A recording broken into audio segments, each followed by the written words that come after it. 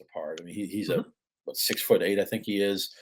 He only went 4 2/3, I want to say, in his opening start. But if you're on Twitter, people are just sharing gifs and Oh, videos of yes. Perez because he's got nasty stuff. He's going to strike people out. I'm not worried about Mhm. that.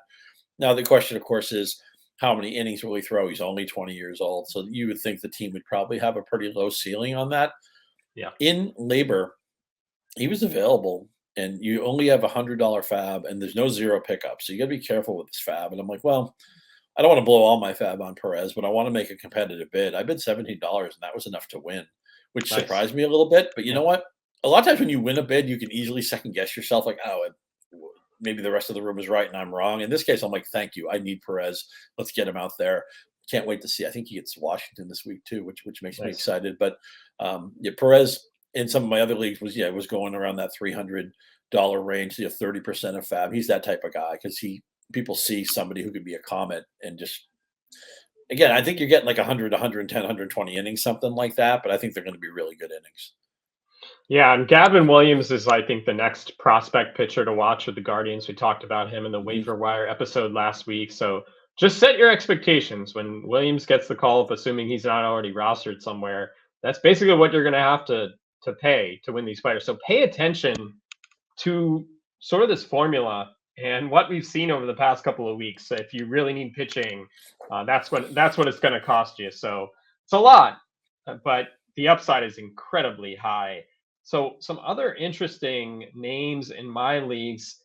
Christopher Morel was a hot pickup this past week. Of course, Nico Horner landed on the injured list. I don't think he's going to be gone for very long. But Morel can play second base. He can play third base, outfield. He can play all over the place. I think even when Horner comes back, that Morel will have a place in this lineup. He was straight up mashing in AAA, even more than Matt Mervis. Yeah, I like Morel, and he's gotten off to a really good start with the Cubs. Yeah. He's already hit 3 home runs. And the thing, how real was that power in AAA? Because last year, he hit 16 home runs, slugged 433. That's good. He's a little bit on the shorter side, 5'11", 145, according to his baseball reference page. It's not somebody you think of as a slugger, but maybe he's reinvented himself as that. And Yeah. Morel could play 3 or 4 different positions. So so many different players could either get hurt or slump, or Morel's in the lineup, or maybe he's even a super utility guy when everybody is healthy. I think I want to say I bid maybe $86 or $88 in my TGFBI and won by $2. Then very satisfying to win a bid where somebody bids in the neighborhood of you. As it turns out, my TGFBI offense is fantastic anyway. What I really need is a pitching influx, so maybe I can use Morel at pitcher, but I don't know if that's going to work out. But I did get Morel there.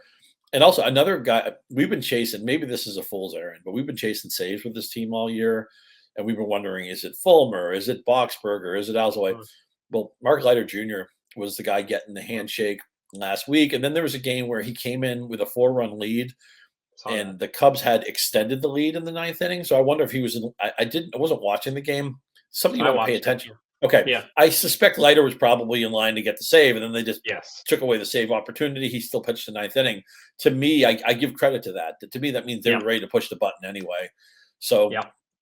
if he gets two, you know how saves are. The baton is the thing. Possession of the job is the thing. If he gets the next save or two for Chicago, maybe they just say, okay, we found our guy, and he ends up rolling to 15 or 20 saves. I think that's in the range of outcomes. He was not bid on as aggressively as I thought. Not that I thought people would be blowing their fab for him, but I thought people Mhm. would go after him a little bit more aggressively than they did this weekend.